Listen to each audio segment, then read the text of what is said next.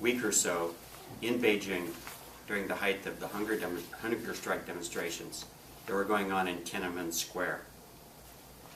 It was quite a sight when we arrived in the city, staying at the Jianguo Hotel. First, I hailed a taxi, and we went down Chang'an Dongjie to Tiananmen Square. And across the entire square, thousands upon thousands of people. And at the very far end of the square, past Chairman Mao's monument, the hunger strikers were in a great crowd. And ambulances were shuffling back and forth from the hunger strikers, carrying them to the hospital. Of course, that same day, Gorbachev was arriving from Russia, and he was scheduled to speak and address the troops in Tiananmen Square. I said to the taxi driver, "What's going to happen?" He said, "I don't know." For the next several days, we stayed in Beijing, and every night we walked in the streets. I was doing business during the day, and my wife was in Beijing for the first time as a tourist. She went into the Forbidden City on the last tour that went in before it closed because of the problems. So it was quite a strange experience. But for example, I went up on Tiananmen Gate after I went to the square, and there was the United States Today Show, NBC, broadcasting with their satellite dish, showing all the people in the square. At this time, I had already been traveling in China for more than 10 years. All of my experiences in China with the Chinese people have been wonderful. But that day, for the first time, when I turned around at the top of Tiananmen Gate, the guards that were lining the top of the gate and looking down over the square scared me very badly. They looked at me like, "We can kill you right here, and no one will stop us." It was the biggest shock I'd ever had in China until that time. So the next several days, as we stayed in the Jianguo Hotel, a typhoon hit Hong Kong where we lived. So our kids, who were little, were in the apartment overlooking the ocean, and my wife was always on the phone saying, "Get the kids in the hall, don't let them be by the windows." And I was out front of the hotel looking, I don't think bullets could reach our room from this. When we finally reached every night as time went on, martial law was declared. And this is the part I think is most controversial, that people don't believe me when I tell them. But every night in the street, it was like a great festival, especially at Wangfujing and in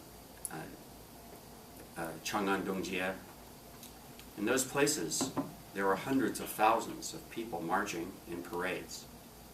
And they carried the signs that would say, for example, the number 3 editorial department at the People's Daily supports the hunger strikers. Or the 2nd medical unit of such and such hospital supports the hunger strikers.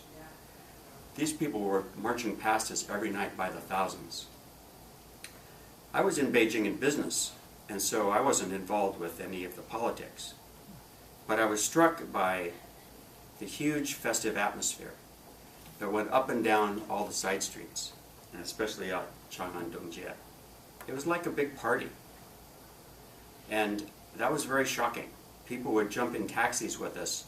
They would ride around. People were spontaneously leap into taxis together, laughing and as if everyone was a little bit intoxicated. And finally, but I knew that this wasn't a good situation. We tried to leave the city. And so many times I asked the taxi drivers, "Can you take us to the airport so we can go back to Hong Kong?" And they say, "No, we can't take you. It's too dangerous." Finally, on about the 19th of May, the taxi driver said, "Okay, we can take you. It's okay now." And then, when the people around the hotel who I'd been talking to, asking about what was going on, found out I was leaving, they started to tell me, and they started to tell my wife, "You have to go out and tell the world what's happening. Please go tell them." And when the taxi driver came to pick us up, started driving us to the airport. The police, who were lining the streets, started waving us through and giving us special passage to go past the checkpoints and to leave the city. And the reason that they were doing this was they wanted us to go out and describe what we were seeing. Until tonight, I've never described what we saw to any public group. But what we saw was a great outpouring of emotion. Of course, it would be not true to say that this was only one-sided. But what happened that night left a deep impression on me. We went back to Hong Kong and spent a few days there, and then everyone knows what happened. But until today, I know that deep in my heart, the truth is that the Chinese people really do want to attain freedom and democracy, and they are capable of it. They have matured as a people, they've entered the modern age, and they can do this.